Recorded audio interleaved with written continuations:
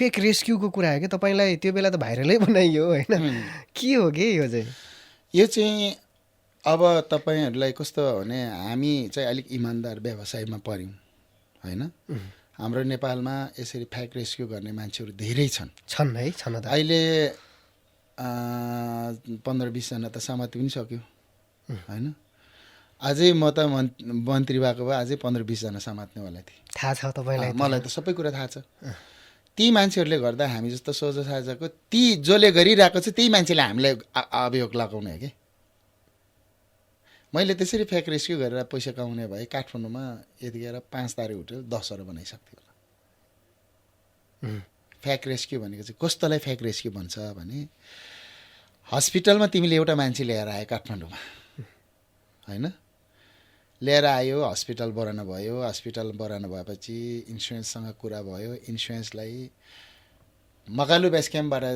भनौँ अब हाम्रो गाउँको मान्छेले त मकालु बेस क्याम्प नै थाहा छ नि त एकछिनलाई सम्झिनु न मकालु बेस क्याम्पबाट त्यो मान्छे काठमाडौँ आएको हेलिकप्टरको बिल पठाउँछ त्यो इन्सुरेन्स कम्पनीलाई हस्पिटलले होइन त्यो जुन कम्पनी रेस्क्यु कम्पनीले होइन रेस्क्यु कम्पनीले बिचरा त्यो हस्पिटलमा बढ्नु भएको छ त्यहाँबाट रेस्क्यु गरेर ल्याएको छु भनेपछि त पताउनु पर्यो पताउँदै गर्दाखेरि चाहिँ रेस्क्यु कम्पनीले के गर्छ भने त्यो बिल पठाउन बित्तिकै कति हजारको $6,000 पठाउँछ 10 लाख हो त्यो भनेको 10 लाखको बिल मान्छे नउरेको बिल चाहिँ पेस हुन्छ क्या इन्सुरेन्स कम्पनीलाई अनि त्यो हुँदै गर्दाखेरि त त्यो त त्यसलाई चाहिँ फ्याक भयो नि त अब मान्छे उडेको पनि छैन हेलिकप्टर चढेको पनि छैन तर त्यो जुन मान्छे दलाल बिचका दलाल फ्याक रेस्क्यु गर्ने मान्छेहरूले त्यसलाई चाहिँ नि बिल पठाएर पैसा कमाउने मेलामा नेपालमा यस्तो गिराहरू 20 देखि 25 जना अहिले छ के अझै पनि होइन अहिले जे होस् 10-12 जना त समातिसक्यो त्यो मध्येको तर अझै पनि मैले चाहिँ सोचिरहेको थिएँ म गएर जितेर गएर मन्त्री भएको अझै 5-6-10 जना त मेरो लिस्टमा थिए अझै पनि तपाईँकै पार्टीको मन्त्री बन्दैछ नि त होइन अब पनि म त छोड्दिनँ किनभने मैले यो फ्याक रेस्क्युको अस्तिको जुन हुँदै गर्दा मैले गृहमन्त्री अहिलेको ओम प्रकाश आर्यलजीलाई भेटेको थिएँ एयरपोर्टमा मैले उहाँलाई के भनेको थिएँ भने दाइ मन्त्रीज्यू तपाईँको फ्याक रेस्क्यु एकदम तीव्र गतिमा छानबिन होस् होइन त्यो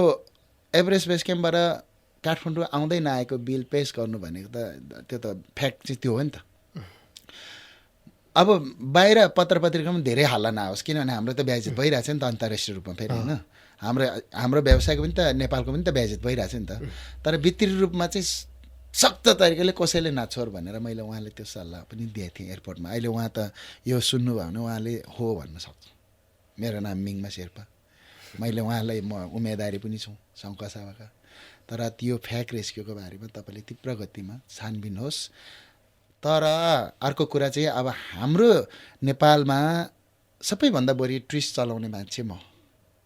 मेरोमा 2000 देखि वर्षमा 2000 देखि 2500 ट्विस्ट मसँग आउँछन् अब मेरो 2000 देखि 2500 ट्विस्ट आउँदाखेरि जम्मा वर्षमा 20 वटा रेस्क्यु हुन्छ मान्छेको दिनमै 100 हुँदो रहेछ मेरो वर्षमा 20 वटादेखि 25 वटा रेस्क्यु त्यो पनि कान खाएको नाक खाएको हात खाइदिएको होइन खुट्टा खाइदिएको हिउँले होइन रेल रेस्क्यु अनि त्यो रेस्क्यु चाहिँ गरेर आएपछि त्यो मान्छे ल्याएर हस्पिटलमा राख्नुपर्छ हस्पिटलमा राखेपछि बल्ल कतिको त $1,00,000 सम्म मलाई पैसा तिरेको छैन रेस्क्यु कम्पनीहरूले त्यो नेपाली हो कि होइन विदेशी किन तिरेको छैन भने हामीले त विदेशी बिचारा उहाँ क्याम्प टु क्याम्पतिर मान्छे अब कुरै गर्नु सक्दैन मान्छे मर्नु लागिसक्यो मुखबाट फिस निस्किसक्यो त्यो मान्छे मर्नु दिनु भने त हामीले रेस्क्यु गर्नुपर्ने हुन्छ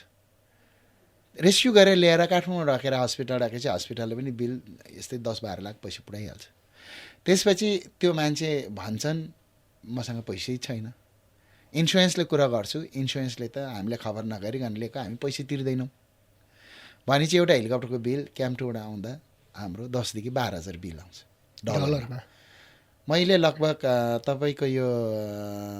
2017 भनेको लगभग अब 8 वर्ष अगाडिको कुरा 8-9 वर्ष अगाडिको कुरा 9 वर्ष अगाडि मैले एकचोटि $1,00,000 सम्म तिरेको छु एकै सिजनमा हेलिकप्टरलाई बिल तर मैले कुनै इन्सुरेन्स पछि इन्सुरेन्ससँग फाइट पनि भयो। इन्सुरेन्सले उसको एउटै पनि कुरा के छ भने मैले तिम्रो क्लाइन्ट्स ल्याउनुभन्दा अगाडि मैले कुरा गर्नुपर्छ भन्छ। अब हामीले इन्सुरेन्स कहाँ खोज्ने, मान्छे हिमालमा छ होइन, मर्नु लाछ होइन, अनि आएर विदेशीहरू बिचरा अहिलेसम्म पनि मलाई विदेशीहरूलाई एकदम खुसी छ। अस्ति भर्खरकै घटना मनासुलुको क्याम्पमा हाम्रै अफिसबाट गएको विदेशी होइन, बिरामी भयो, मर्नु लायो, मर्नु त दिनु भएन,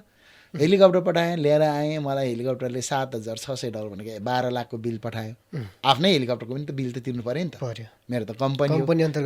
मेरो कम्पनी अन्तर्गत पर्छ, मेरो सेयरमा साथी मेरो दाजुभाइहरू छन्, मेरो साथीहरू छन् होइन, उनीहरूको त पैसा त मैले फेरि म उडे पनि त्यति नै तिर्नु पऱ्यो, नउड्दा अरू उडाउँदा पनि त्यति नै पैसा तिर्नुपर्ने हो। बिल पठाएँ, मैले बिल तिर्दिएँ। पछि कोइरेले पैसा कोइरेको इन्सुरेन्सलाई सोद्धा इन्सुरेन्सले हामीसँग यसको यति पैसा तिर्ने नै ऊ नै छैन भन्यो। पछि त्यसलाई भने पैसा छ तिमीसँग, ल इन्सुरेन्स नतिर्ने भयो, तिमीले यो जति हेलिकप्टर तिर्नुपर्ने कुरा त तिर्नु भन्दाखेरि मसँग पैसै छैन भनेर रुनु थाल्यो। हस्पिटलको पनि मैले तिर्दिएँ, हेलिकप्टरको पनि हामीले तिर्दिएँ होइन, यो आवश्यकता हुन्छ। तर कुनै रेस्क्युहरू गरेर ल्याउँदै गर्दाखेरि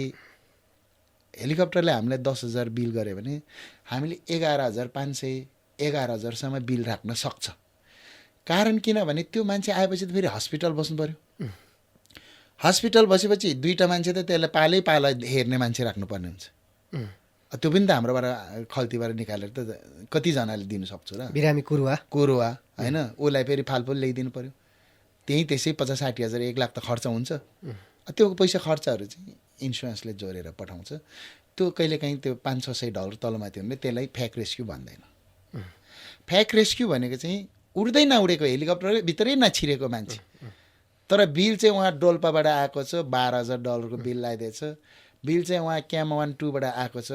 $14-15,000 बिल लगाइदिएछ, तर मान्छे चाहिँ काठमाडौँमा बिरामी भएर हस्पिटलमा बसिएको छ। त्यसलाई चाहिँ फ्याक रेस्क्यु भन्छ। त्यस्तो गर्ने मान्छे चाहिँ नेपालमा लगभग अहिले हामीले यो हेर्दै गर्दा यो पछिल्लो समयमा 6-7 जना त पक्रिसक्यो। एउटा पो झुक्यो भन्ला, दुईवटा पो झुक्यो भन्ला त हरेक वर्षमा 600-700 त्यस्तो खालको फ्याक रेस्क्यु बनाएर ठगेर खाने मान्छे त काठमाडौँमा टन्नै रहेछ। ती मान्छेहरूको घर हेऱ्यो भने ठमेलमै 3-4 घर बनाएको छ। ती मान्छेहरूको संसारभरि लगानी छ, होटेलमा लगानी छ, संसारभरि छ होइन। अनि मलाई चाहिँ ती मान्छेहरूले फेरि मिडियाले 50-60 लाख दिनलाई के ठुलो कुरो भएर यो मिङमा शेर्पा 1 नम्बर भनेर मिडियाले 50-60 लाख दिएर बनाइदियो होइन। तर सत्य तथ्य के हो भन्ने कुरा त बाहिर आउनु पऱ्यो नि त। मलाई हाम्रै पार्टीका हाम्रो अहिले यही उठ्दै गर्दा मलाई कुन पार्टीले मलाई हेरेन र काठमाडौँमा उम्मेदवार दिँदै गर्दा कतिले त यसलाई अब न एमाले कोसिस गरेन कि न काङ्ग्रेसले कोसिस गरेन कि होइन। के रहेछ त यसको वास्तविकता, कहाँ के मुद्दा, कहाँ के सबै कुरा त खोज्यो नि त। तर हामी सत्यकै पक्षमा उठ्छौँ। कहिले पनि लाइफमा जिन्दगीमा हामीले त्यस्तो काम गर्नु हुँदैन भने मान्छे ममा पर्छु। मान्छे अरूले गरिरहेको छ भने पनि अहिले म समातेर आफै मन्त्री भए पनि समातेर थुन्नेवाला थिएँ। तर गर्दै गएर चाहिँ अझै गहिरो तरिकाले छानबिन गरेर सम्पत्ति नै जफत गर्नुपर्छ भन्ने चाहिँ मलाई लाग्छ। ठिक छ, अब पनि तपाईँको भूमिका त रहन्छ, किनभने म किन रहँदैन, म त अझै अब प्रष्ट रूपमा रहन्छु होइन। अब गएर मैले पनि त सरकार बनेपछि त मैले नि त आइडिया दिनु पऱ्यो नि त। मैले बारम्बार भन्ने गरेको थिएँ पहिलेदेखि नै यस्तो काम नगरौँ, यो नगरौँ भनेर मैले विरोध गर्दा मेरो उल्टो ममाथि खनायो। त्यो अब त्यो एउटा गिरुवा छ भनौँ न, त्यस्तो तपाईँहरूले सम्झिनुहुन्छ। आखिर त्यो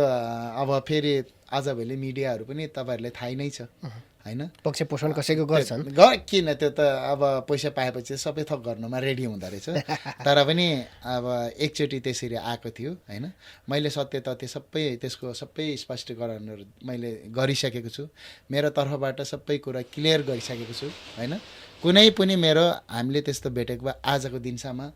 म यहाँ हुन्छु र हुँदैन नि होइन।